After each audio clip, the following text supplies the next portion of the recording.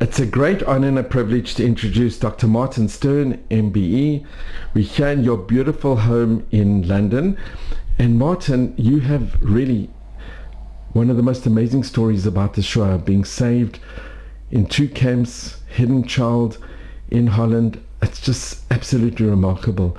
Could you tell us a little bit about your family and how you ended up in Holland and being saved? Well, as you've said, my name is Martin Stern. Until 2002, I was a doctor, a hospital specialist treating people with asthma and allergic diseases. But I wasn't always a doctor.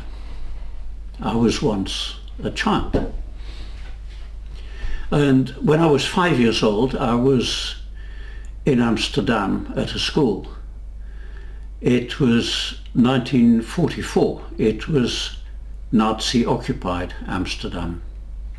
The form teacher had taken my class into the little school hall, and she was on a chair behind a table on the little stage. She had told my classmates and I to line up against one of the side walls, ready to play some game or do some exercises, I think. When the door at the back of the hall opened, 2 young men walked in, and one of them said, "Is Martin Stern here?" And the teacher immediately answered, "No, he hasn't come in today." And there I was in the middle of the row of my classmates. And aged 5, I didn't understand what was happening. So I put my hand up and I said, "But I have come in." And as these 2 young men, I would guess they were roughly 18, just of military age more or less, wearing ordinary clothes, raincoats, as they were leading me out of the back of that little hall, I looked around, and I'll never forget the ashen face of the teacher. They took me outside. It was a grey, drizzly day, a bit like here today. They had their bikes against a lamppost. They put me on the back of one of their bikes, the way people do in Amsterdam. And off these 2 young men cycled with me on the back of one of their bikes through Amsterdam, talking with me all the way in perfect, flawless Dutch.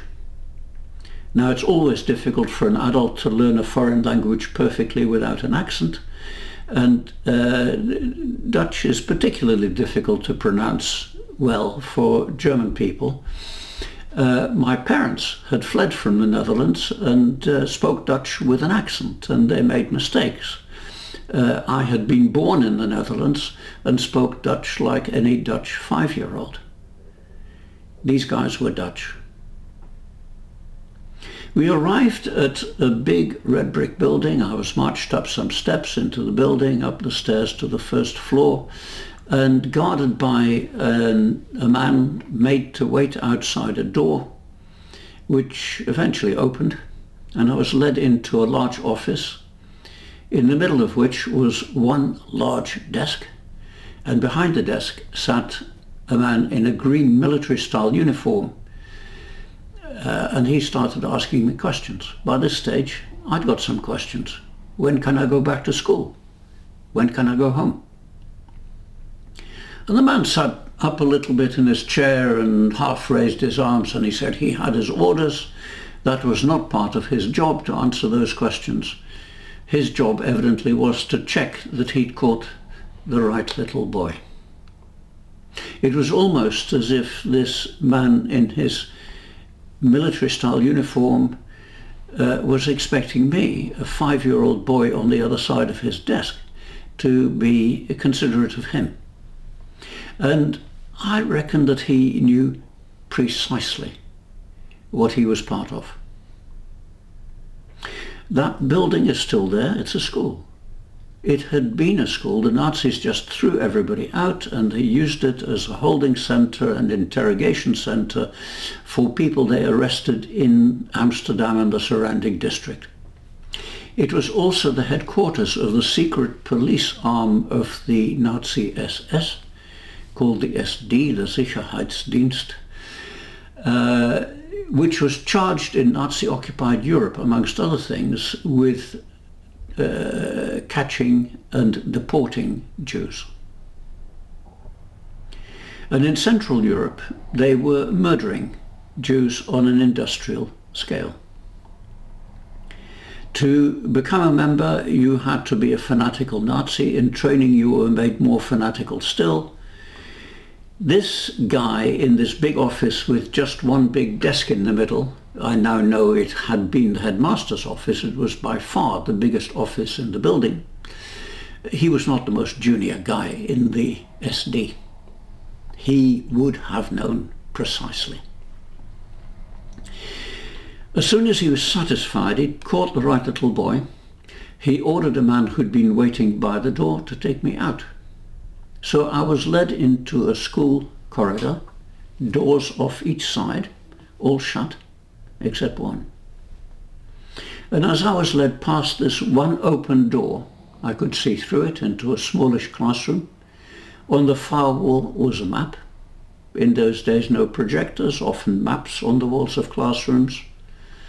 And standing there, looking at the map, with his back to me, was a man, one man, whom I recognized. And I'd been living with him and his wife for 1.5 years near the center of Amsterdam, 3 blocks from where Anne Frank was hidden at the same time. I didn't know that, of course, until recent years when I tracked all that down, but it's just a coincidence. And I called out to him and I wanted to run up to him and ask him what's going on.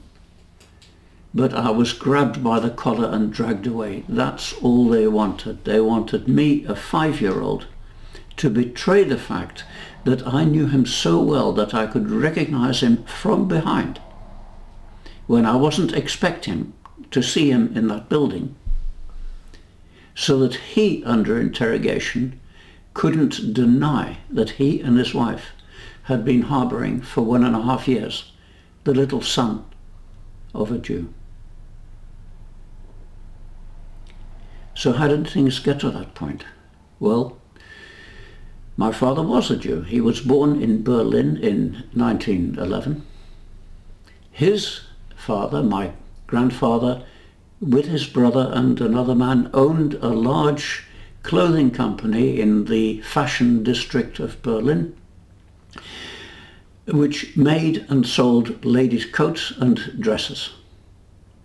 It was very successful. They sold their products in the fashion district and in the center, the fashionable center of Berlin, and they exported their products all over Europe and were planning to export them and indeed set up a branch in the United States.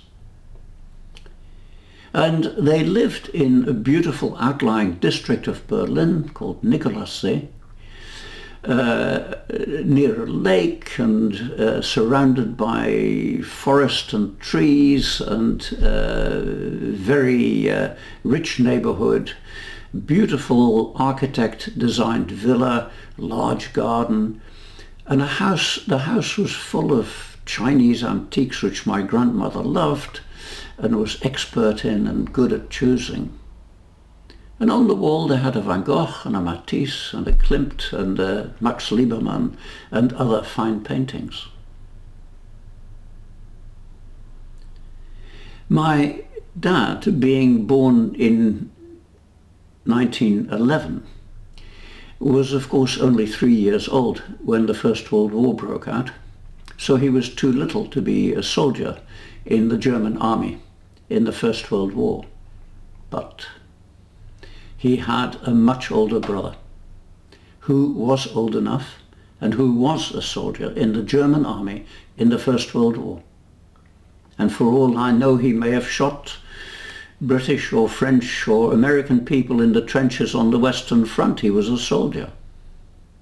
And one of the stories I've been told about him is that when he came home on leave, one of the first things he would do would be to take his little kid brother, my dad, into the garden and show him how to dig a trench So here was a Jewish family in a fashionable outlying district of Berlin.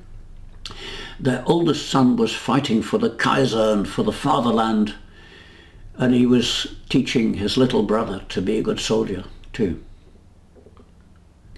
What's more, the older brother's name was Wilhelm. Now, I guess if you're a Christian or a Muslim, if you're a Christian, you've got a Christian first name, and if you're a Muslim, you've got a Muslim first name. Guess what? If you're a Jew, there's a tradition. You should have a Jewish name. The Bible's full of them, and nearly all of them are entirely acceptable all over the world. Plenty of choice. I mean, later on, one of the Nazi ministers, Joseph Goebbels, kept his Jewish first name whilst he was one of the leading Nazis. So, Wilhelm definitely is not a Jewish name. I've read the Bible, and I don't remember coming across the name Wilhelm. Now, I don't know that my grandparents chose the name because it was the name of the Kaiser, Kaiser Wilhelm, but they definitely broke with tradition, and they gave my dad a first name, Rudolf, which I tell primary school kids is not only the name of an exceedingly famous reindeer, but it's a common man's name in Germany, and again, it's definitely not in the Bible, Jewish or Christian. Why am I telling you this? What does it matter? One name, another name? Well, you see, over the centuries, vast numbers of Jews had abandoned their religion, had abandoned their Jewish identity, had abandoned all their traditions. Why? Because from the early days of Christianity, Christians, realizing that Jews did not think that Jesus was the Messiah promised in the what Christians call the Old Testament and what we call the Tanakh,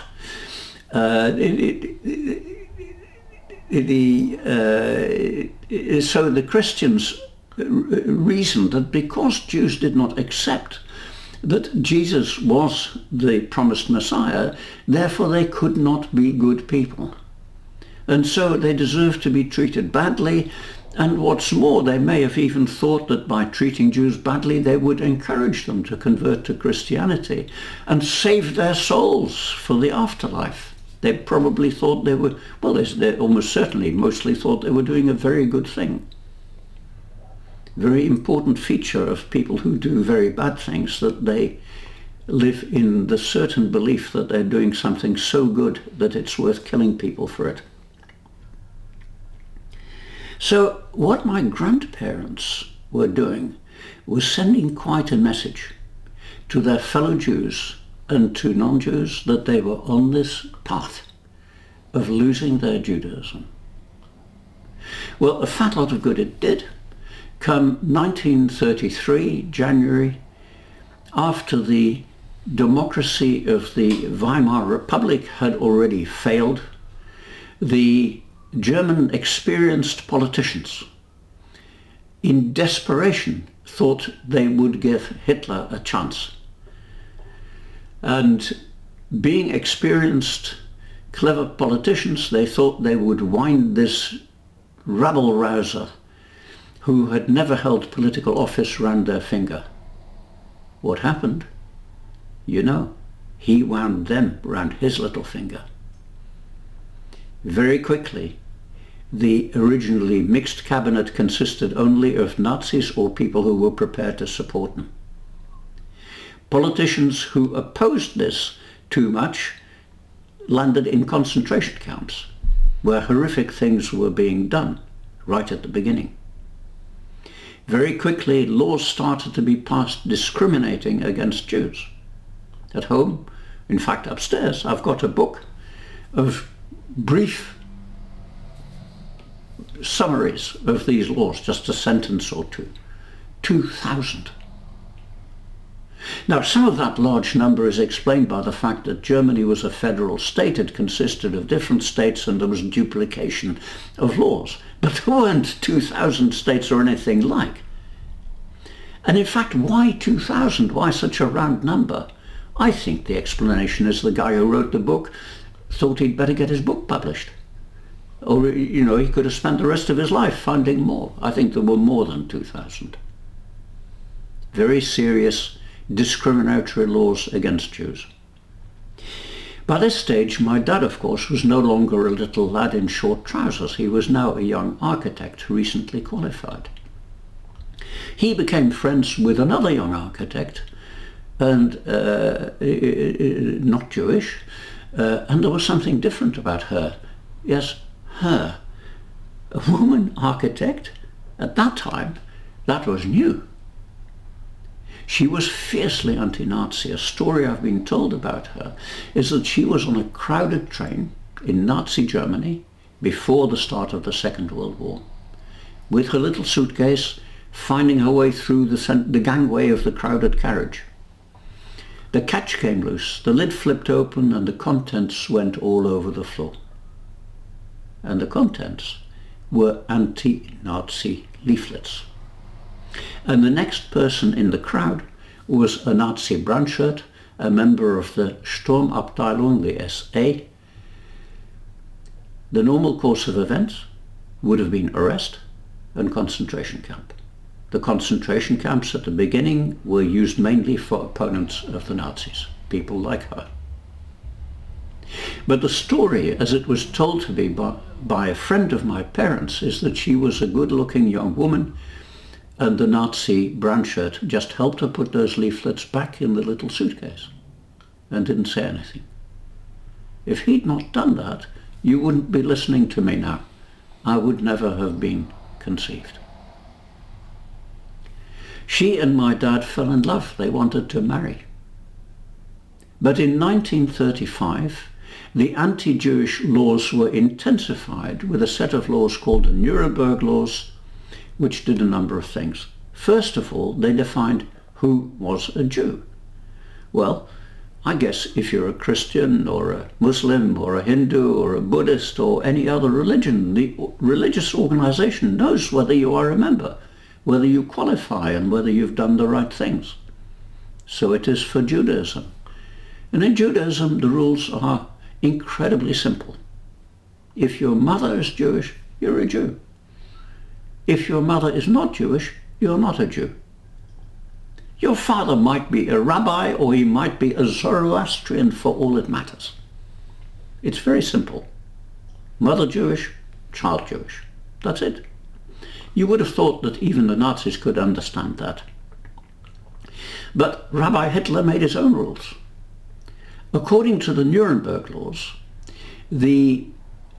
anybody who had Jewish grandparents was a Jew. So if you had 4 Jewish grandparents or 3 Jewish grandparents, you were a Jew. It might be that your parents had converted to Christianity. Many did. Many became atheists. It might be that you yourself were a devout church-going Christian. It might be that you were a priest in the Christian church. But if you had 3 or 4 Jewish grandparents, the Nazis classified you as a Jew. What if you had 2 Jewish grandparents? Well, then you were a half-breed, in German, a Mischling, a mongrel. Bad enough. What if you had 1 Jewish grandparent? There the Nazis had a problem. They did not want to lose the support of 3 non-Jewish German grandparents because their little grandchild was being persecuted. So people with 1 Jewish grandparent were discriminated against in some ways, but not actively persecuted. They'd have got round to it if they'd lasted, but they didn't, of course. Jews were not allowed to work for the state, for public bodies, teach in universities, teach in schools which contained non-Jewish children. Jewish professionals could only work for Jews who were less than 1% of the population, so they were out of work. People lost not only their employment but all pension rights overnight. And this was part of the impoverishment, the intentional impoverishment of the Jewish population of Germany. Jews were subjects of the German state, but not citizens. As subjects, they had to pay taxes, they had to obey the laws, everybody does, they had to pay fines. But fines were imposed on the Jewish population for damage the Nazis did. Another way of sucking the money from the Jewish population, which helps explain why more didn't get out. They didn't have the money.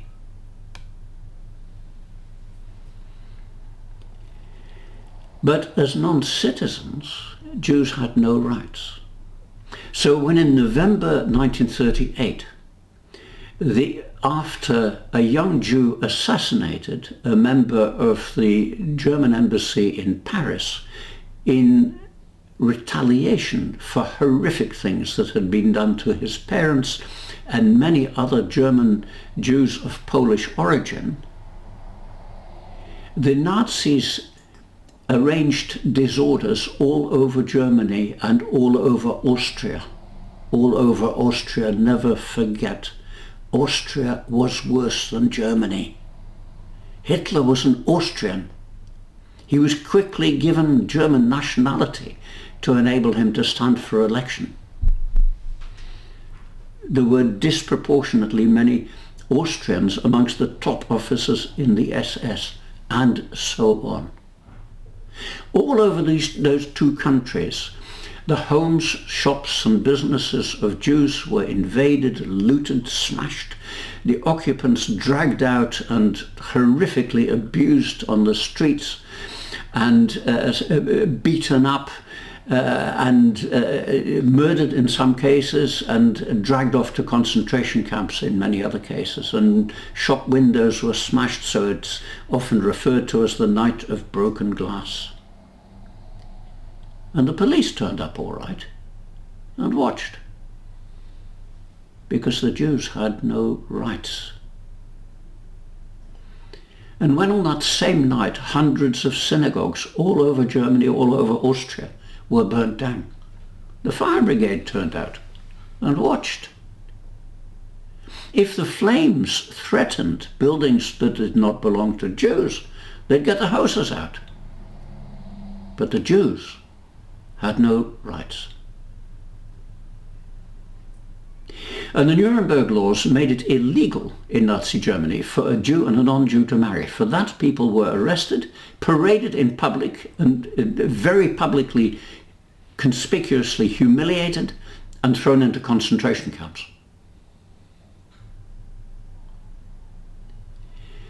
My parents fled to the Netherlands, which had been neutral during the First World War, and were expecting to be neutral during any war that might arise. They weren't ignorant of that possibility.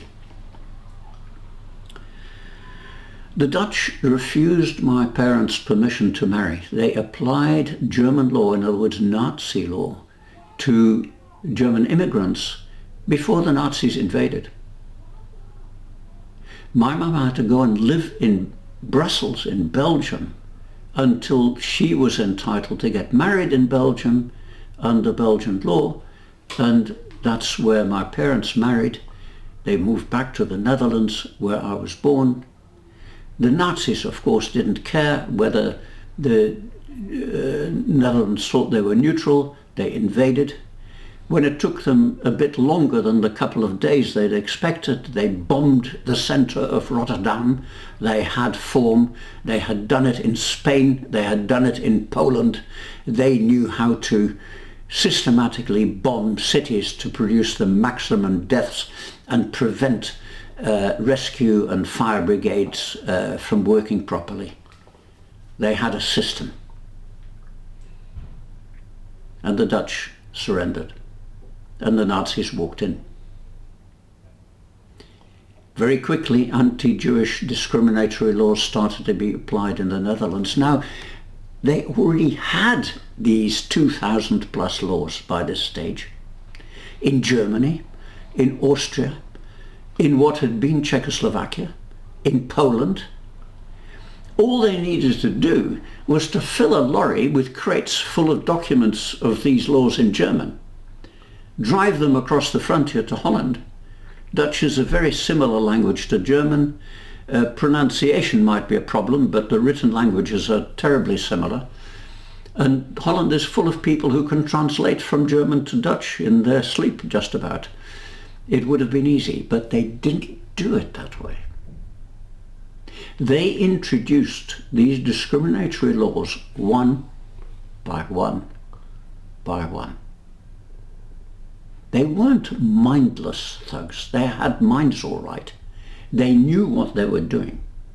They understood from experience and from their university training, and the fact there were lots of them and they talked to each other, they came up with clever ideas.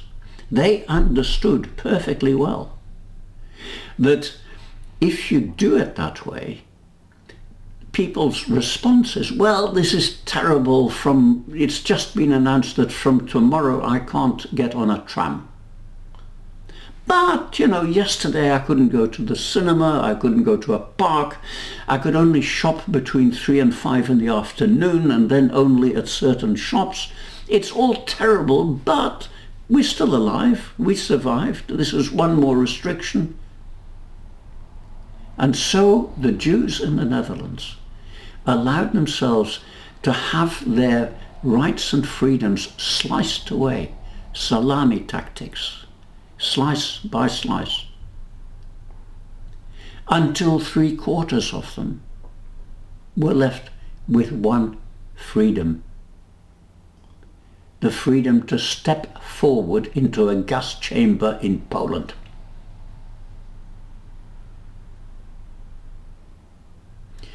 During this process, it became impossible for my dad to earn his living as an architect.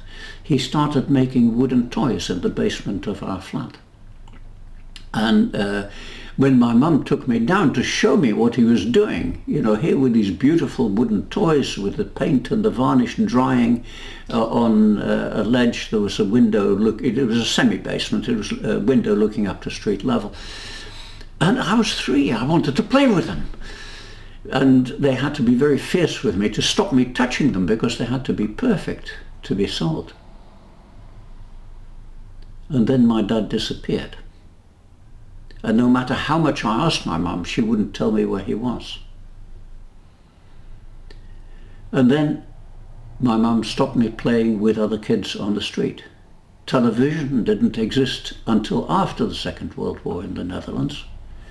No computers, no iPads, no smartphones, no Xboxes. What do you think we did? We played with each other on the street. But it was too dangerous for everybody to know there was a little boy, the son of a Jew, living in that flat. And then one darkening November evening, 1942, I saw my dad for the last time. He came home. My parents were very agitated. What had happened? My mum had gone into labour. And my dad risked his life coming out of his hiding place on a farm near Amsterdam airport. The remnants of the building are still there now as a private house, where my father had been hidden by a Protestant family. The farmer and his son both lost their lives in concentration camps for hiding Jews. Incredibly courageous people. The farmer's name was Hannes Bogaert. Story hardly known, even in the Netherlands. My dad came home to help my mum get to the hospital and to get me off to an architect, colleague and friend, and his wife, to be looked after for a few days whilst my mum was giving birth. But there were Dutch people who hunted Jews. For betraying a Jew, you could get the equivalent in British money today of about £38. Less than I typically spend on a week's shop in the supermarket, much less. For the life of a human being.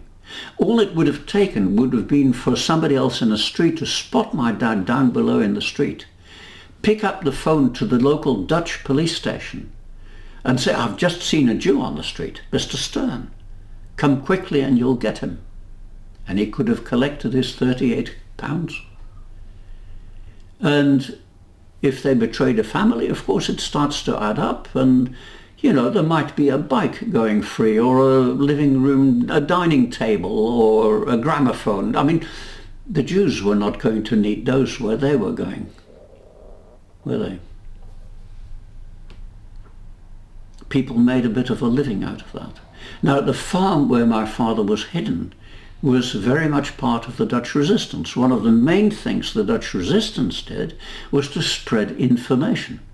Even if ordinary Dutch people didn't know too much about these Jew hunters, and I think they did, but of all people, the Dutch resistance would have been very well aware of this, and my dad must have known the risk he was taking.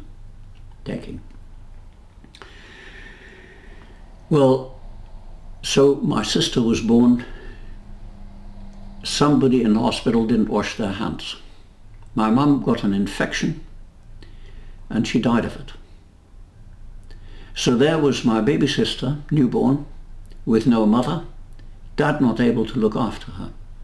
And the couple that had taken me in for a few days, as they thought, looked after me wonderfully for 1.5 years, until the day that I saw the husband from behind in that building. He was sent to a concentration camp in Germany, 20 kilometers from the center of Hamburg. There's a beautiful village there, cottages, bend in the river, weeping willows, lovely. And a few hundred yards away, the edge still of what remains of a huge concentration camp where people were starved, worked, beaten, and otherwise done to death. His wife got just his spectacles back with a false death certificate lying that he had died from natural causes, as was routine. He was a wonderful man. What about my sister? Can I just ask, what was their names? The couple were Johannes and Katrien Rademakers.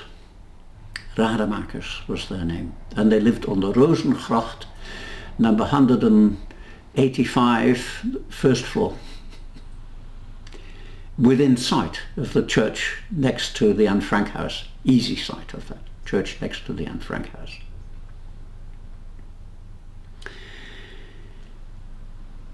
What about my sister? She was taken in by another Dutch family. They were raided by Dutch police. During the raid, the woman of the family threw things at the Dutch policeman and swore and screamed, and in the confusion, the 16-year-old fiancé of her son ran off with my 1-year-old baby sister by that time and got away. The house was surrounded by shrubbery and forest, and she was lucky there were no guards outside. Such threats were made to the family that the next day they took my 1-year-old sister, Erica, on their lap in the car, drove 3/4 of an hour to Amsterdam and handed her in to the Amsterdam police station. Don't underestimate the threats. That family lived in huge danger of their lives for the rest of the Nazi occupation. They could have easily disappeared to concentration camps or be shot in the dunes nearby. It happened. They had to go into hiding eventually and had a horrible time and suffered severely from starvation in the last winter in the Netherlands. That was the family Bongma, a family from Friesland, and they, like the couple that looked after me, risked their lives knowingly, in their case, to save my sister. My sister and I were sent to a prison camp in the Netherlands called Westerbork. It's in the northeastern Netherlands. It's in the middle. It was then in the middle of heathland. It's now forested to a large extent because there are no longer sheep grazing there. creosoted black wooden huts, high barbed wire fence, wooden watchtowers. First thing I remember being told is don't go close to the barbed wire fence. The soldiers in those watchtowers have guns. They will shoot you dead. And they may have said that they'd seen it happen. I'm not sure about that. I was put into part of a hut partitioned off for little boys of around my age. Very quickly they became my friends. They were wonderful in helping me settle in this scary, horrible place. I don't remember seeing my sister there, although I now know she was in another part of the same hut, just partitioned off, so I never saw her. Every week a train of goods trucks and cattle trucks came into the prison camp on a rail spur built by slaves from amongst the prisoners to save the Nazis the fag and the risk of marching prisoners to the nearby railway station. And I could watch the goods trucks and cattle trucks being stuffed full with my fellow prisoners. And I watched the people who were stuffing them in. A few railwaymen, and apart from the fact that none of them were fat, they were all thin, but they were normal looking railwaymen, railway guards and so on. And there were a few soldiers, and they had uniforms, and they had leather holsters on their hips with pistols. But I could see their faces, and the faces were faces you would see any day of the week on any street in any European city. Were there any German soldiers? I have no way of knowing. I think they probably were mainly German, the guards in a Dutch prison camp, but the Nazis used other nationalities very much so in other camps. In fact, preferentially, I mean, fit young German men were preferentially sent to the Eastern Front to fight the Soviet Union, and later on to the Western Front to fight against the Western powers, and in Italy. And, you know, even as a 5-year-old, I think I was wondering how such ordinary looking men could do what I was seeing to other people who I knew were ordinary people. I'd been living amongst them. And then when each truck was full, the doors were sealed with steel wire. That obviously wasn't normal for a train journey. And then when eventually the train slowly started to pull out, there was a soldier with a rifle over his shoulder, standing on a step on the end of each truck, holding onto a handle that was there for the purpose. And even a stupid, ignorant 5-year-old could figure out what those soldiers might do with their rifles should one of those unfortunate people crammed inside, some of them trying to peer out through the little rectangular openings in the sides of the truck, should one of them manage to escape through the wooden sides during the journey. My turn came. I'm having to cut out part of the story, but my sister and I ended up eventually in a cattle truck. It had the kind of door that hinges down and up so that cattle can walk up and down it, not the typical sliding door of a goods truck. No room to sit, wedged standing against each other. One bucket for a toilet for everybody, women, men, children, old people. And it for sure wasn't an express train. Sometimes it went at normal speed, sometimes it stood still for hours and hours and hours, and sometimes it went agonizingly slowly for hour after hour after hour. In my memory, it seemed the journey took 3 or 4 days and nights, but there are written records, and in fact it took about 48 hours, 2 days and 2 nights. But it's easy to understand why it seemed longer in my memory. towards the end of the journey, I was asking the adults around me why an older man next to me was sleeping with his eyes wide open. They didn't explain. I'd never seen a corpse.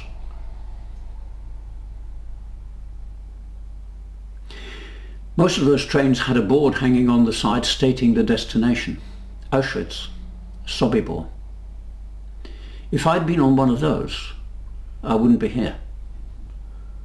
In Auschwitz, to be selected to be a slave with an average life expectancy of 3 months before you died of starvation and other horrors. To be selected as such a slave, you had to look as if you were at least 15 or 17 years old and not more than about 40. At age 5, I would have gone straight to the gas chambers. In Sobibor, much the same story, except very few slaves, just a few to empty gas chambers and burn bodies. And they were then treated the same way themselves. So there's no way I would have survived either of those. But a few of those trains went to a different destination. Same kind of train, same kind of horrific journey. But the Nazis had a cunning plan to support their outrageous lie that Jews were being resettled and not murdered.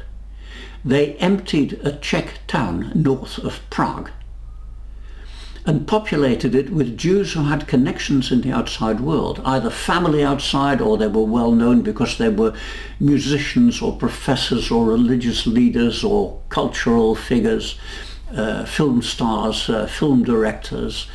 And they allowed some intensely controlled by the SS contact correspondence to fool the outside world. This meant it took longer to get killed. But it was a horrifically overcrowded place of filth and fear. People were dying in substantial numbers from malnutrition and disease. The main method of death was being put on a train and sent to one of the killing centers. I refuse to call them concentration camps. They weren't for concentration camps, they were for killing. And the fear, the main fear, was that your name would appear on a list posted up to say you had to be on the next train out. And if you didn't appear on that train, then several people from your dormitory would be put on instead. The Nazis knew how to get people on those trains. It so happens that on day one, my sister and I were taken from different buildings by a Dutch woman called Mrs. de Jong, Catharina de Jong. The name is very similar to the name of the lady who looked after me in Amsterdam. One was Katrien and this one was Catharina, so variants of the name Catherine. She was not Jewish. She was there because she had married a Jew. He was a market trader. She was, you know, lower middle class at best and primary school education only, but not stupid. She was a smart cookie and she was a wonderful woman. And in a place where people were fighting for space, fighting for food and fearing deportation and willing to do anything to keep their names off those lists. And people were thinking of number one. She wanted to look after some children. And somebody told her there were 2 children coming from the Netherlands, she was from Amsterdam, whose father had killed 2 German soldiers. How this man knew, I have no idea. She didn't have any idea. When she told me this story after the war. But the story which I've also got from an independent source in the Netherlands, who didn't even know this woman, is that the farm where my father was hidden was raided by the Nazis. He ran into the fields with a pistol and he shot 2 of his pursuers. And according to the version that this lady was told, he shot them dead. The farm was involved in the Dutch resistance and was hiding weapons. That's how my father got hold of a pistol. My father was caught. People caught under those circumstances were normally, routinely tortured in the same building where I had been questioned for information. Any suspicion that somebody was involved with the resistance and torture would be the start of the interrogation. You'd start with a beating up and then get worse. And by 1944, the Nazis were very experienced at doing that. He was then sent to Auschwitz. He didn't die there. He reappeared in a concentration camp inside Germany, 5 kilometers outside the beautiful cultural town of Weimar. Lovely place to have a conference. That's why the Weimar Republic is called the Weimar Republic. It's where they agreed on the constitution. 5 kilometers outside, on a hill with a beech forest, where the good citizens of Weimar took their weekend constitutionals. They built a horrific concentration camp. The German word for a beech forest is Buchenwald. And in the concentration camp of Buchenwald, my father is recorded as having died on the 25th of March 1945 under horrific conditions. He will have been on a death march or in an open coal truck in the middle of winter. The transport between concentration camps was deadly. The death marches were not called death marches for nothing. And he surely died horrifically, not knowing that what he had done had played a vital part in saving the lives of his 2 children. Because Mrs. de Jong looked after us till the end of our time there. When I became as yellow as a lemon and was passing pea, the colour of black coffee, and felt terrible, obviously had some disease affecting my liver. I think hepatitis A at a guess. There were nurses and doctors amongst the prisoners who tried to help ill prisoners. And I wanted to go and see one. I knew about that. And Mrs. de Jong was very fierce with me. Don't you dare go out onto the street. Don't you dare be seen like that, or they'll kill you. It was the one time she spelt out what the danger was. Not that I was totally ignorant, but she kept me as ignorant as possible. And we survived in Teresienstadt until it was announced that children had to board the next train. Can I just ask, Martin, you remember when the Red Cross came? Yes. Yeah, they came into the dormitory where I was sleeping. Yeah, I could have touched them, but I'd been warned to do no such thing. And I'd been warned not to say anything. Because when I was told it was going to happen, my reaction to the women I was amongst, because Mrs. de Jong kept us in women's dormitories, not with the other children. When I knew this was going to happen and they were sort of, telling me how to behave, I said, I can tell them what things are like, and they, boy, were they fierce. Don't you dare. Don't say anything. So, I was a good little boy and I kept quiet. But Mrs. de Jong, believing that we would be going to our deaths, decided to come with us. The train was for children. She was not a child. She didn't have to get on that train. But she could not bear to put us on the train to go to our deaths unaccompanied. She brought us to the assembly place. It was the children's dormitory. As I said, my sister and I slept in women's dormitory with Mrs. de Jong. The dormitory was crowded, names were read out, those children followed, the dormitory emptied until just the 3 of us were left, Mrs. de Jong, my baby sister by now age 2, and me. And Mrs. de Jong was in a state. She was in fear. If she had not heard our names, she was for it. if she so much as dared to open the door without an order, she was also for it. Both of the Nazis had one answer for everything: death.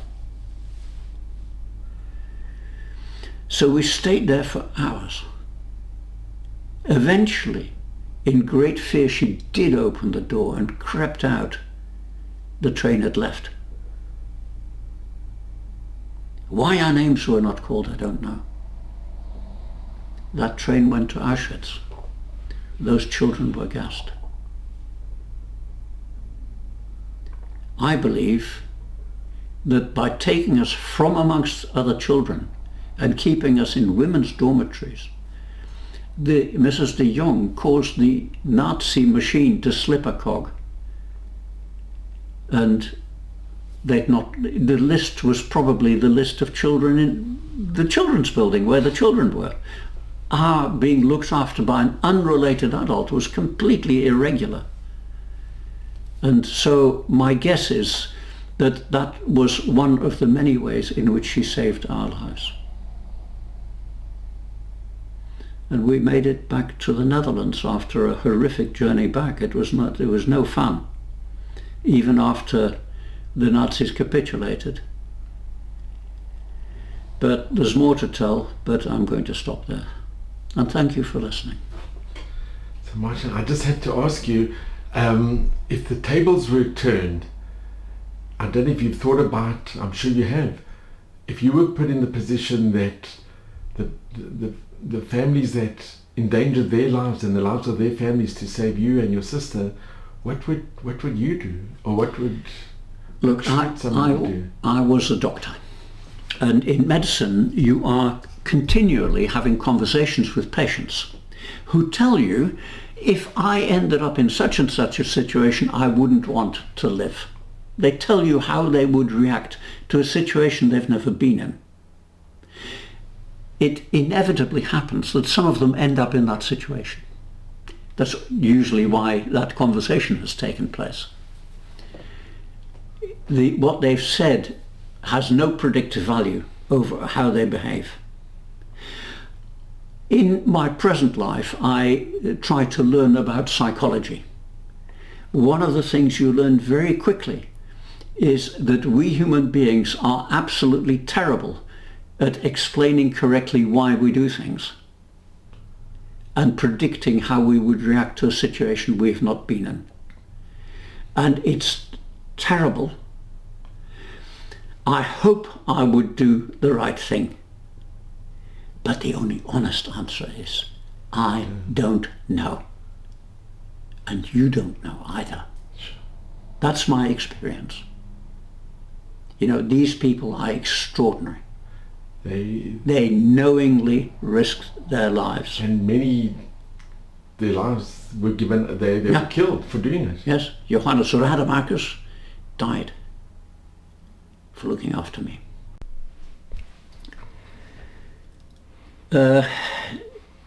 One night, at the end of the night, I woke up and Mrs. de Jong told me that we were free.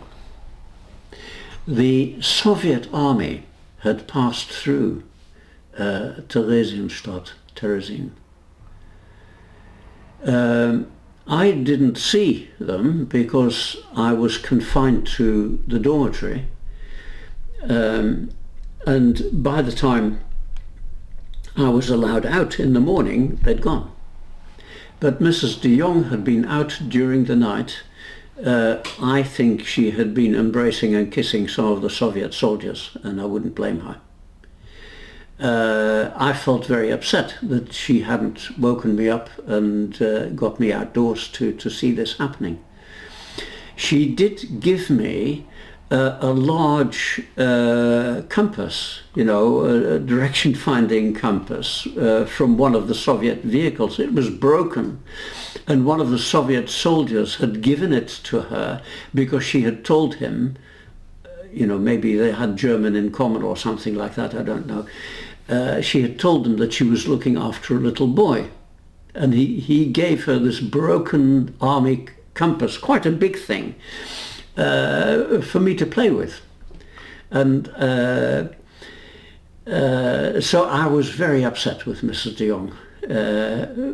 But, you know, who can blame her? She was overcome, obviously. Things were not so simple. We could not immediately leave.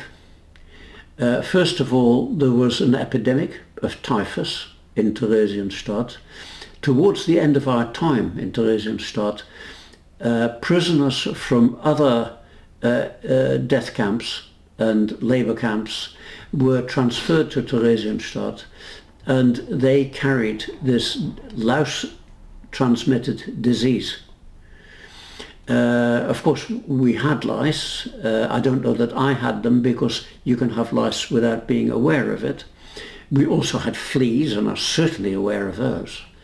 And there are old black and white films in which comedians pretend to have a flea, and they sort of pretend that it's jumping from one fist to the other. And I can understand that exactly, because I had fleas. And we had bedbugs. Bedbugs hide in little crevices in the bedding, in the bed and in the wall, and they come out at night and suck your blood. And my bedding in Teresienstadt was covered with red splodges, where I had woken up from the itching and squashed these bedbugs on the bedclothes. And of course, after they've fed, it's like squashing a little capsule of blood. You never catch them all, and there are always more bedbugs. So we had bedbugs, lice and fleas, and the lice transmit the deadly disease typhus. And I think it helps to explain why I never saw a Soviet soldier, because typhus can wreak havoc with an army. You know, the soldiers have to sleep close together, they can't wash very well, conditions are not particularly hygienic, and you get a typhus outbreak and that's the end of your army. Also, the Soviets were trying to capture as much of Europe as they could, and they didn't want to spend their time with lousy, literally, stinking, literally Jews. We were lousy and stinking because of the Nazis. It's not that we didn't like washing, very much the opposite.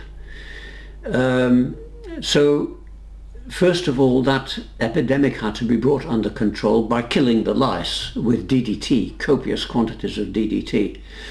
And the dormitories were fumigated, and then transport had to be arranged, and the admin knowing where people came from and where they had to go, and arranging the transport.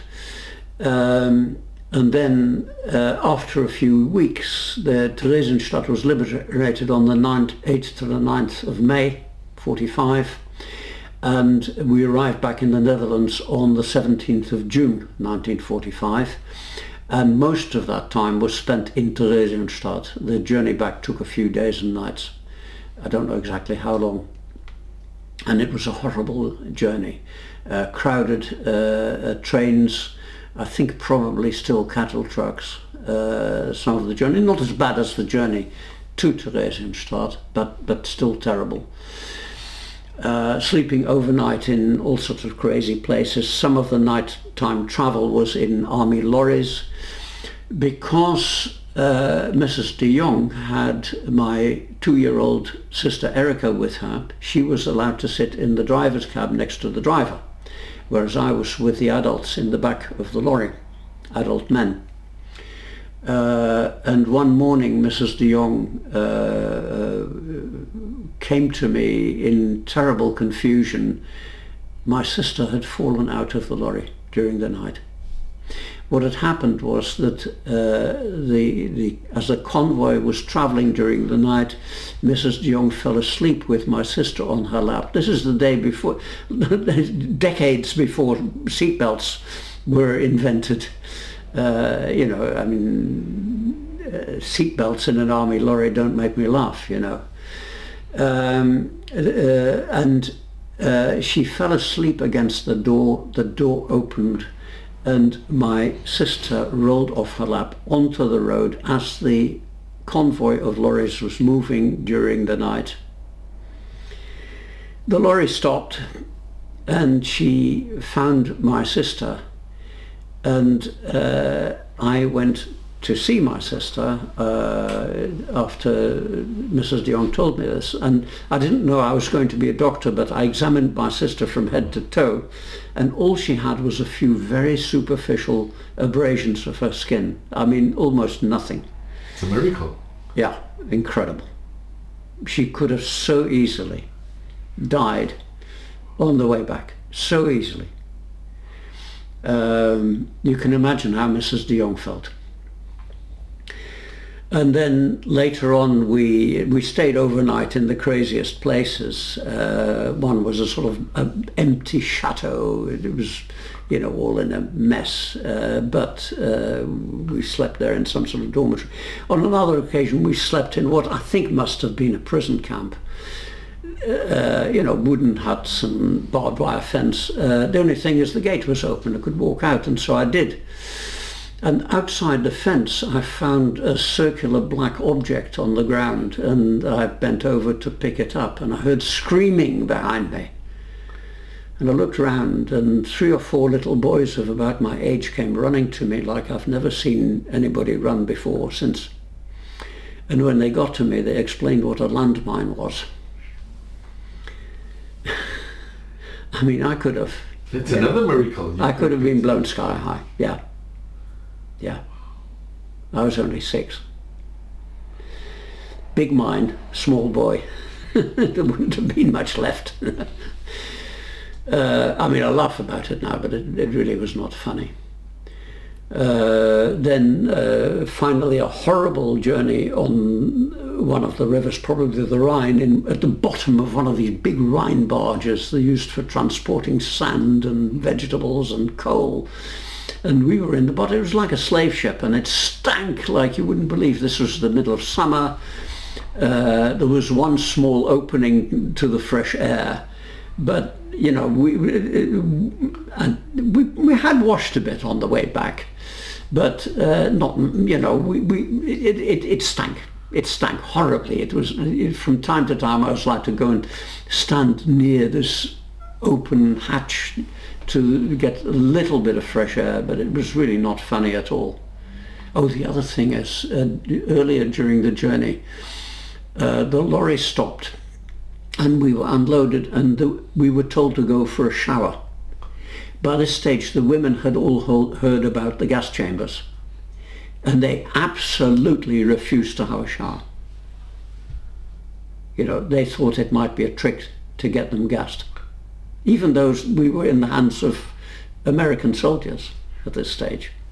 They absolutely would not have a shower. And I was deloused by having copious quantities of DDT sprinkled into my clothes. I mean, the people doing it pulled out my clothes and sprinkled DDT inside. And I think the women probably had something similar. Rather than have a shower. We also drove in the back of an open lorry through German cities which were in ruins, and there were chain gangs of women on piles of rubble, shifting bricks, you know, passing them from hand to hand. And the women started shouting at these German women, Schweinhunde, which was the insult that the Germans used to the Jews.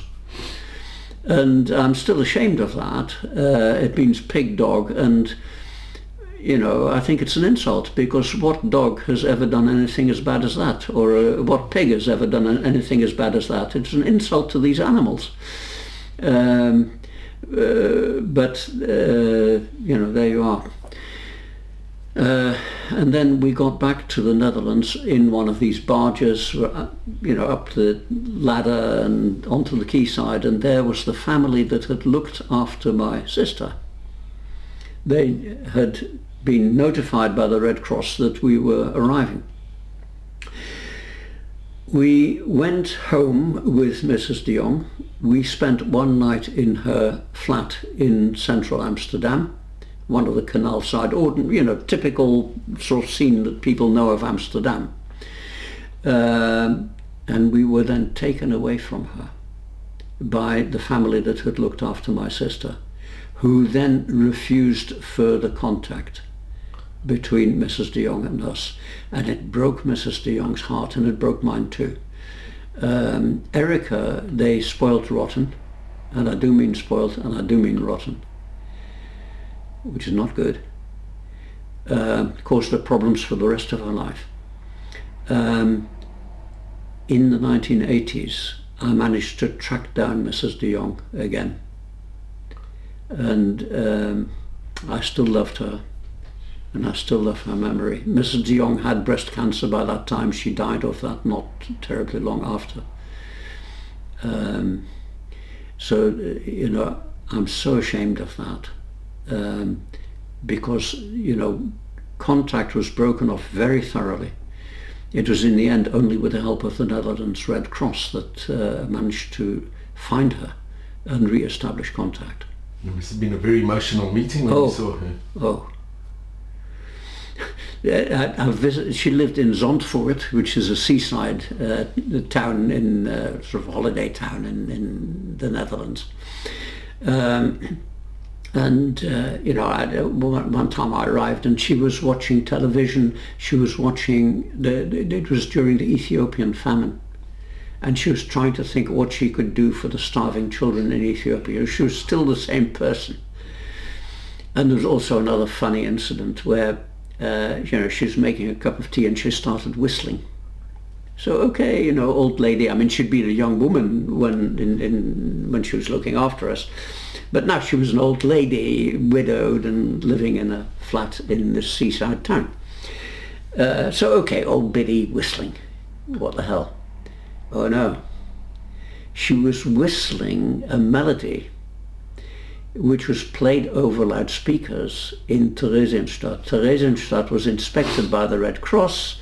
The Nazis prettied it up, and I think as part of that they put loudspeakers up on trees and telegraph poles, playing Viennese popular classical music.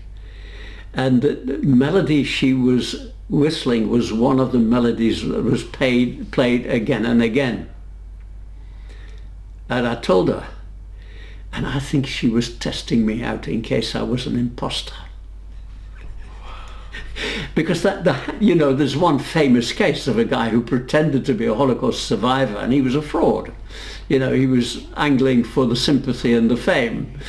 Those of us who are genuine Holocaust survivors generally reckon that we would pick out somebody like that pretty quickly. But as I've said, she had primary school education only. She was a sharp cookie. She was a smart woman. And that was very funny.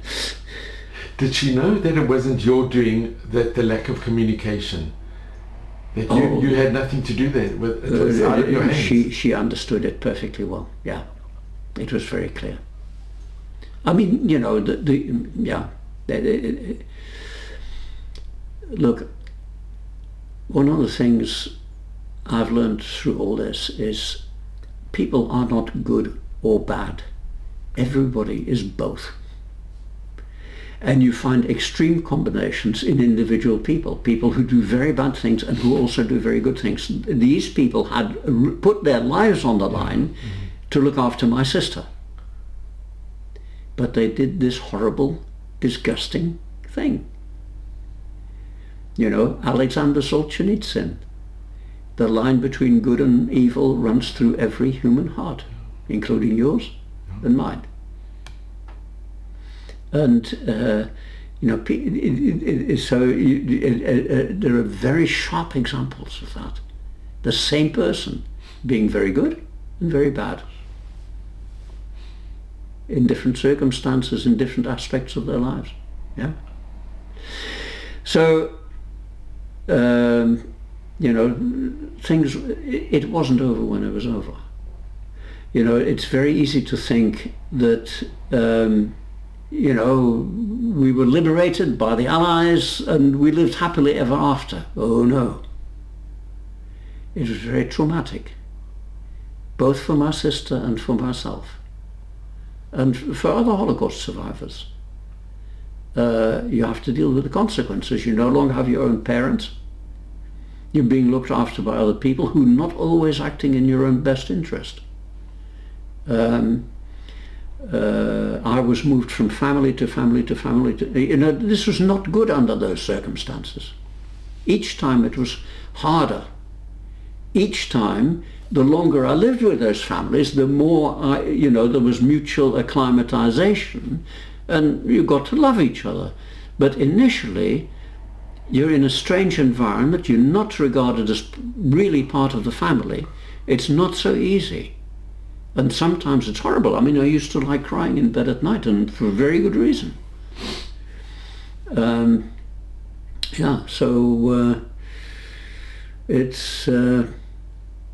It's very easy to think that these things are simple. They're not. And if you think about other genocides, you know, those people will be traumatized in similar ways. If you're traumatized, your behavior changes.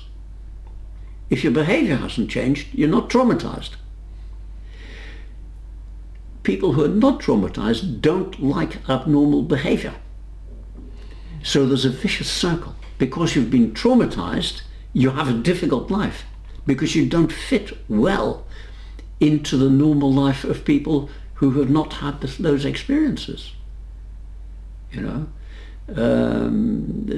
some very able Holocaust survivors have found that they can work well on their own. They cannot work well in an organization. It's because they're not normal people. They're traumatized. It's not their fault. You know, and it's not just me, it's other people who are traumatized are the same. So there's much more there to understand than people who've not been in the situation really normally realize, unless they're professionals. And even then, you know, being a professional and having been trained about it and having experienced it at second hand is not the same as having experienced it yourself. Yeah, there is more. And you know, when I'm telling my story, I have to cut it down. I can't tell you everything. There isn't time. So there you are. And Martin, eventually you came to Manchester. Yes, I ended up with the family that had stolen my sister and I from Mrs. de Jong. And then the woman of the family died.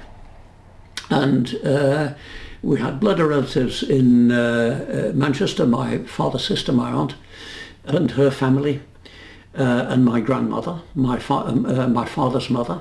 She was in England? Living in Manchester, yeah, and clamouring to have us. And you had also, I think, a relative living in Israel? And we Israel. also had relatives. The Wilhelm I mentioned earlier in the story had moved to what was then the Palestine Mandate under British control in the very early 1930s.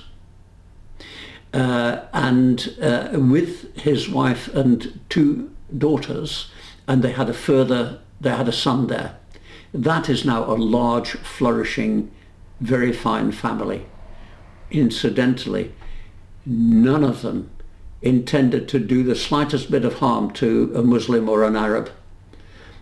My uncle Wilhelm, to the end of his days and even beyond in his will, did his utmost to create better relations between Arabs and Jews. There was no intention to harm anybody already living there. Far from it, absolutely the opposite. But that's the difference. My father didn't get out in time, Wilhelm did. Wilhelm lived and raised a large family. My father died in Buchenwald, put my sister and I through the experiences that I've been talking about. And going to Manchester, it also must have been a big trauma, a new country and new language. I mean, I was asked 4 times whether I wanted to go to my aunt and uncle in Israel, which it was by that time, or my aunt and uncle in Manchester. Now, I knew both families because they had both visited the Netherlands, and I had been repeatedly to Manchester, and I knew the Manchester family. And each time, each of the 4 times, I answered I wanted to go to my family in Israel, and I was sent to Manchester. Now, I don't know the reason. My family in Israel was lied to and was told that I had decided I wanted to go to Manchester, which broke my Israeli aunt's heart when, decades later, she asked me about it and I told her. And for me, it's been a lifelong regret that I haven't grown up with my Israeli family. You know, the Israeli family couldn't understand why we didn't come there. You know, in Israel, this was, you know, loads of people had this kind of experience. I would have fitted in Holland and in Britain. I was an oddball, you know, because of my past. It's I think it's a tragedy that I didn't go to Israel. You know, the so-called pro-Palestinians, God forbid. You know, they call themselves pro-Palestinian. They're supporting a system which puts Palestinian Arabs in the firing line, whilst the terrorists are attacking from behind them. Pro-Palestinian, my, well, foot would be putting it politely. And Martin, you still have connections with the family in Israel? Yeah, I love them. Sure. You know, absolutely. Yeah. Coming to Manchester, your grandmother was there, you had an aunt who was there? Yeah, my grandmother survived until 1953. I arrived in Britain in 1950. Yeah, and my aunt and uncle lived a lot longer. And I think you went to a school where you experienced anti-Semitism. Yeah, I was sent to a boarding school, a Quaker boarding school. It wasn't the fault of the teachers. There was no anti-Semitism whatsoever among the teachers, far from it. But it was a middle-class English school. There was ordinary middle-class anti-Semitism. And I have to say that was probably reinforced by, you know, this is 1951. The end of the Palestine Mandate was only a few years earlier. There were a lot of British men in the British Army in Palestine. Second World War was over. You know, there was a lot of British Army activity in the Palestine Mandate. And of course, there were Jewish terrorists. So apart from the anti-Semitism, you know, centuries old and it existed anyway, you know, the Shylock story and all that, and a particular interpretation of the Shylock story, because it can be, well, the beauty of Shakespeare is it's capable of different interpretations. There's a richness in Shakespeare which you don't get in lesser playwrights, but in the popular mind, Shylock is a nasty caricature. So on top of the already existing anti-Semitism, there's hatred for the Jewish terrorists in the Palestine Mandate. You know, similar things, the same things, maybe worse, happened in Cyprus. And there isn't the same anti-Cypriot prejudice. That's true. In Britain. Not at all. You know, so that's not understood but in the dormitory at night among the pupils, yeah, very nasty anti-Semitism. Now, another story. I went to school in Amsterdam at age, 7. And at age 8 I was in a school where there was a disabled boy. He probably had polio. He had braces, and I think he had a wheelchair. My memory is a little bit vague, but he was physically disabled. Polio wasn't so rare in those days, long before a vaccination. And during playtime, he was bullied horrifically. And, I wish I could tell you that I was the hero and stood in front of him and said, if you want to bully him, bully me first. I wasn't, but I didn't take part in the bullying. I found it disgusting, and I disappeared into the background. But from that moment, I didn't get on with my classmates. It was just... But the playground of the school, it wasn't a fenced-off area. It was just a square in Amsterdam. There were some other children playing there, not from the school. And I played with them instead, and I got on fine with them, And then one day they said to me, "It's a festival today, do you want to come with us?" I hadn't a clue what they were talking about. But, they were my friends, and I went with them into a big synagogue on the Lekstraat in Amsterdam. Beautiful big synagogue, not many Jews, but the synagogue was still there. Through this building with a lot of marble and, pews, and it was quite impressive. And then at the back, out the back, and there was a hut with leaves and fruit hanging from the ceiling. Total news to me. I hadn't been exposed to any religion up to that point. And there was a young woman, I think she was a girl of about 16. And she asked us, she offered to tell us a story. So we went into this hut. And, we were a few boys about 8 years old. And we were a bit rowdy, a bit restless. And she refused to start the story until we could hear a pin drop. And what I mean is, she had a pin, an ordinary pin, and she held it up and she dropped it onto the floor. And only when we could actually hear the pin drop on the floor would she start the story. I haven't a clue, I can't remember what the story was about, but boy did I go home impressed.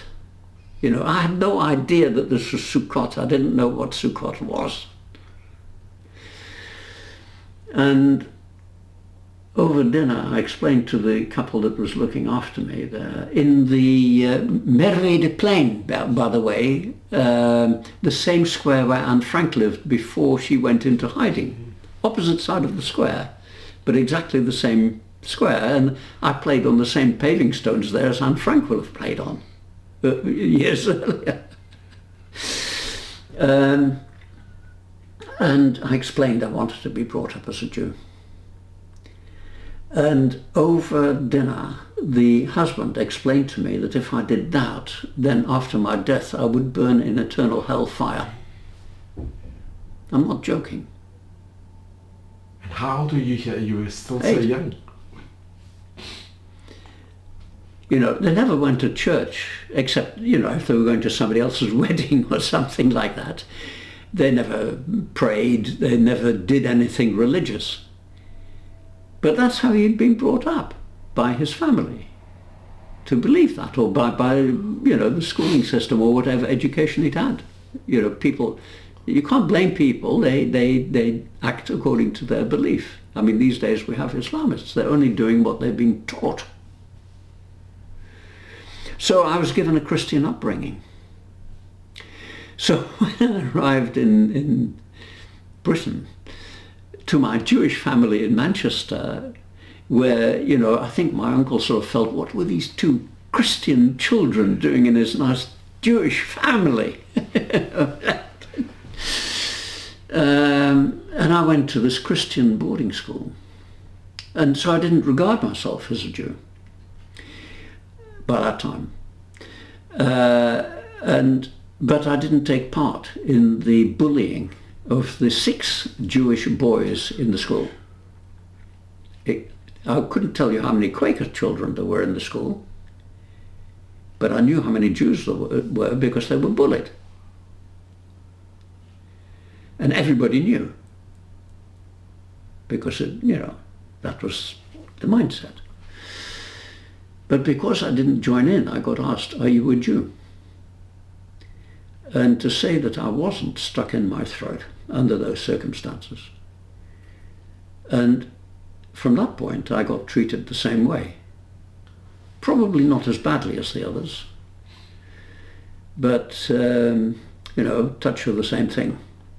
And I got myself removed from that school, to the great upset of the headmaster, because I was a fee-paying pupil. The Quaker children got their schooling free at this excellent school, but it was all subsidized by people like me. I was paying what little money I was getting from reparations from Germany to get that education. I mean, my aunt meant well putting me in there. She didn't anticipate that happening. But I absolutely refused to continue at that school. And, the High Master of Manchester Grammar School accepted me in Manchester Grammar School without an exam. And it was the contrast could not be greater. Everybody was taken on their own merits. You didn't know what somebody's dad did for a living, whereas at the boarding school, it's the first thing you would know. No class distinctions at Manchester Grammar School. I absolutely loved it. And both schools were academically excellent. So I'm so grateful for that. Then I went to Oxford. Fantastic education. Incredibly. To be accepted at Oxford. Brasenose College. Fantastic. I got the most wonderful training, which helps me. It was technically medical and honours degree in animal physiology, but the mental discipline is important to me every day of my life now, in totally different work. My work is now educational and studying the Holocaust and the psychology and the history and all that.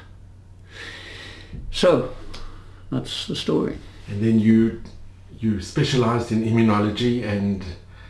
Yeah, I went through the British National Health Service and the British medical schools to become a consultant immunologist, eventually in Leicester, specialising in asthma and allergic diseases. Fascinating subject, but working circumstances which drove me up the wall. And I left a year early because it was getting dangerous.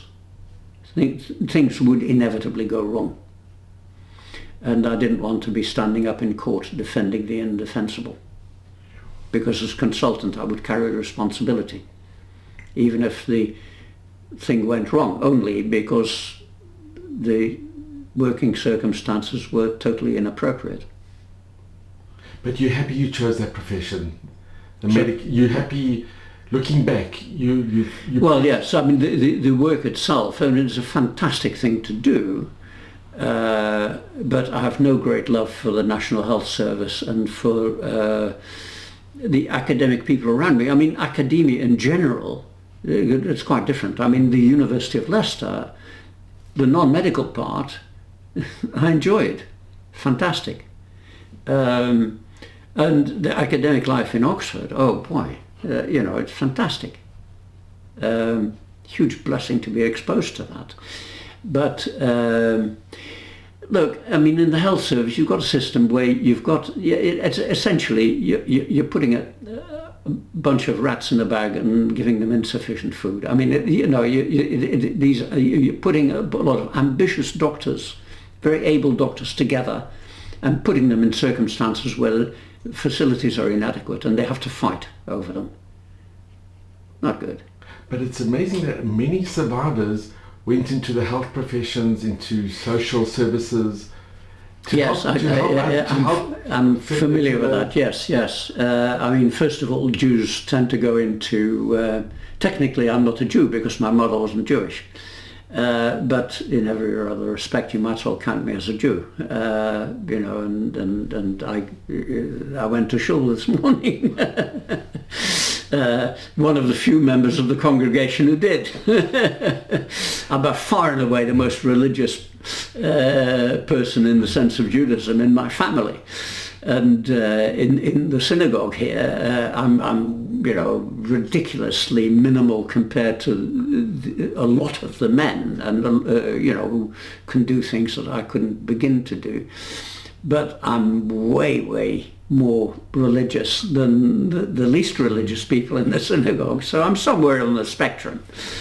And it's a very serious matter to me, and I can defend that. I like reason and logic, don't get me wrong, but I think what I'm doing can be defended with reason and logic in a way that most people have never thought about. But that's another story. And Martin, can I ask, what message do you impart to your children and grandchildren and to the future generations? Yeah. Well, first of all, with my own children, I didn't want to lumber them with it. Secondly, so I kept it pretty minimal, and I really only told them about it when they were in their teens. With my grandchildren, it's different. I told them before that, because I'm now involved with the National Holocaust Centre in Britain, in Nottinghamshire. And that has a whole department that does primary school education, because the teachers were telling us that by secondary school, prejudices and attitudes are formed which the teachers are no longer able to influence. And the school teachers were telling us we had to start at primary school level, and so we do. And there's a wonderful, wonderful primary school department there. So I got used to talking to children from about the age of 8. And of course we do it differently. My story is relatively easy to tell to school kids anyway, because unlike many of my friends, I didn't see my parents murdered in front of my eyes. My dad was murdered, but not in front of my eyes. And I only found out after the war. I have friends who went through horrors that you absolutely would not want to talk about in detail to primary school children. But my story is relatively easy to tell in that sense. But the second thing is that my wife was not Jewish, which prevented me from converting to Judaism when I wanted to. Now, later in my life, now that my wife has died, I haven't converted. It's something that, is still undecided. However, with my children, I cannot give them the education about Judaism that I would have given them if my wife had not absolutely prevented it. There would have been no peace in the house if I had continued. And my grandchildren are being brought up by my children. So I face a situation with my children and grandchildren where it is as it is. I mean, that's the education they got. It's, in my opinion, deficient, but that's how it is. Again, don't get me wrong. They understand about my Jewish origins and their Jewish origins. And they, both of my daughters particularly, are quite switched on in that respect, and have spontaneously done things like arranging a family visit to Israel. And other things. They're far from, they're not only not negative, they're very positive. So that's the situation. But with my grandchildren, I talk in more detail. And do they ask? And I've spoken in their schools. Do they ask you questions about? Yes, they do. They do, and then I open up more. But I don't force it down them.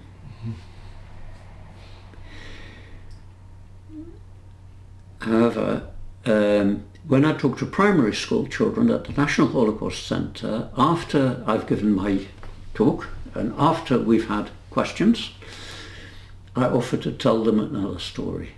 And that's another story. But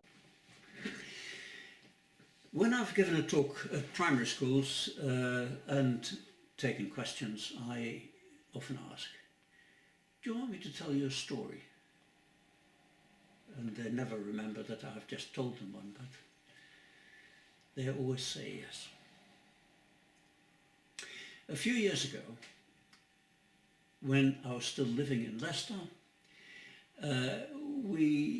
our granddaughters came to see us from London. And we lived there in an enormous house with a huge, huge garden. And I told them that unfortunately there'd been a fire at the zoo in the Midlands in England, Twycross Zoo, and that the bear enclosure had burnt down. And on this nice April morning when they came to visit us, I told them that because we had this enormous garden, we had offered a bit of space at the back of the garden for a bear cage until Twycross Zoo could get its bear enclosure rebuilt. And provided they were very, very good, then after lunch they could go and have a look. Provided, of course, they didn't go alone, provided they didn't go closer than a few yards from the cage of this terribly dangerous animal, and provided they didn't even think about trying to feed this bear. Well, can you imagine how good they were?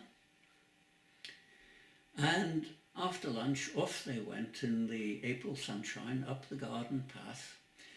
And from behind, you know, these two girls holding hands, lovely sight. And off they went to the end of the garden, and they turned the corner, and we could hear a little peal of laughter. They'd found the sign on the grass saying, April Fool. Now, what has that got to do with what I've just been talking about? A silly story about a bear that wasn't there. You see, at your age, you believe your parents. You believe your teachers. You even believe your deceiving old granddad. And it's just as well. Because look at you. You all speak fantastic English. Look at a foreigner who spent the same number of years learning English as an adult. They've got an accent, haven't they? They make mistakes, they don't know all the words. But you're fantastic. If you questioned everything, if you argued about the grammar and the pronunciation, you couldn't learn that fast. And you might try sticking your hand in the fire or eating those berries in the garden that might be poisonous. It's very important that you believe the grown-ups who are looking after you. Later on, when you're a teenager, you will disagree with everything your parents say. And then later on, you'll agree with some things and disagree with others, and if you're lucky, you might get the odd one right. But at the moment, you trust the adults around you, and there's a very good reason for it. But there are people who take advantage and who teach young children to hate people they've never met.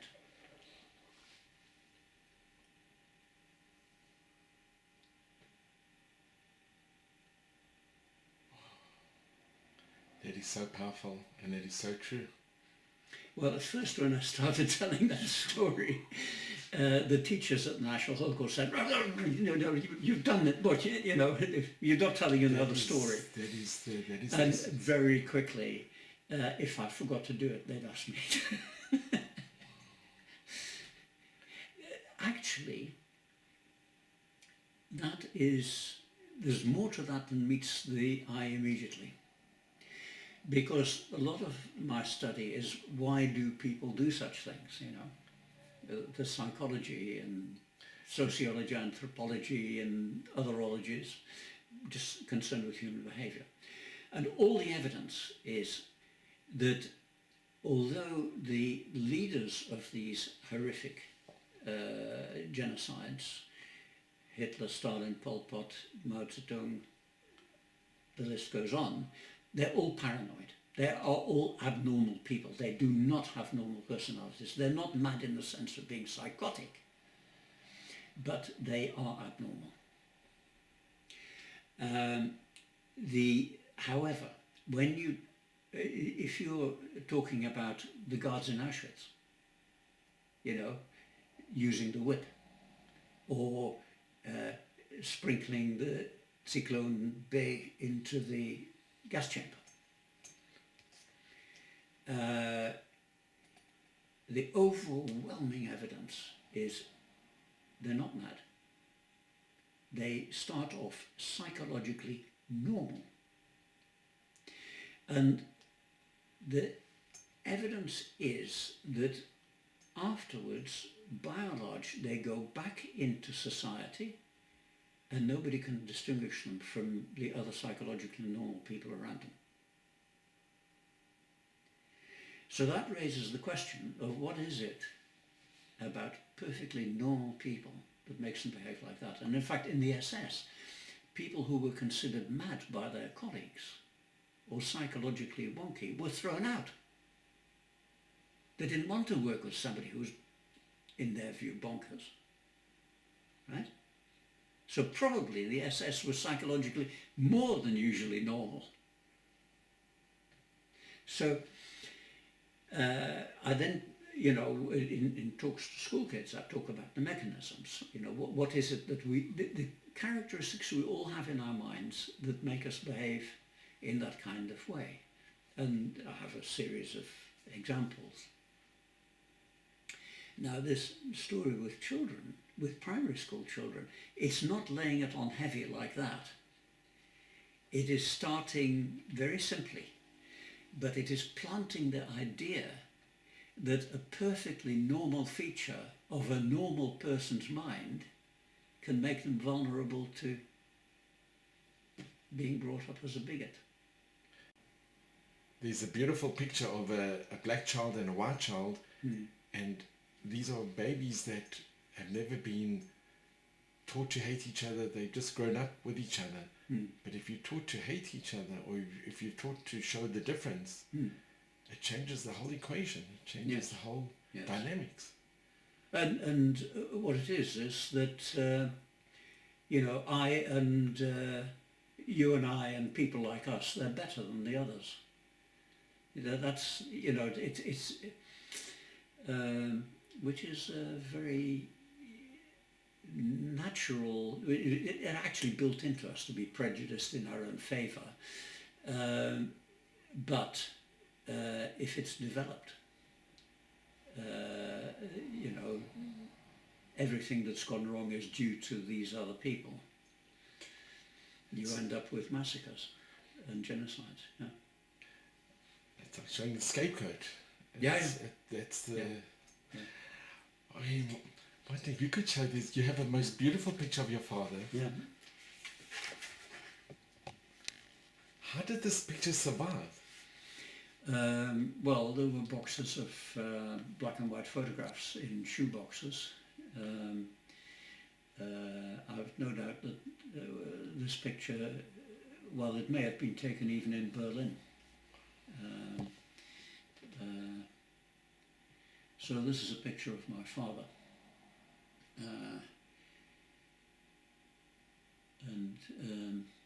He was born in 1911 and died in 1945. So he was, 34 or 33 when he died. This is much younger. But he, although brought up in a wealthy family, was a socialist, if not a communist actually. And according to my aunt, his sister, his ambition was to build good housing for working class people. That was his aim in life, professionally. Well, Martin, I want to thank you, and I think you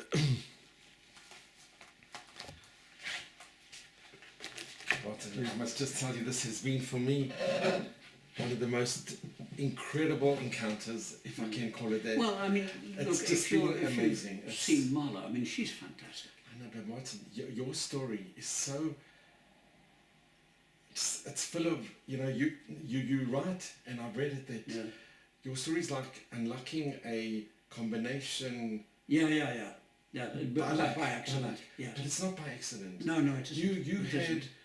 You had angels. Yes. You had the people that looked after you and your sister. Yeah. They're called Chatsirem Watalan.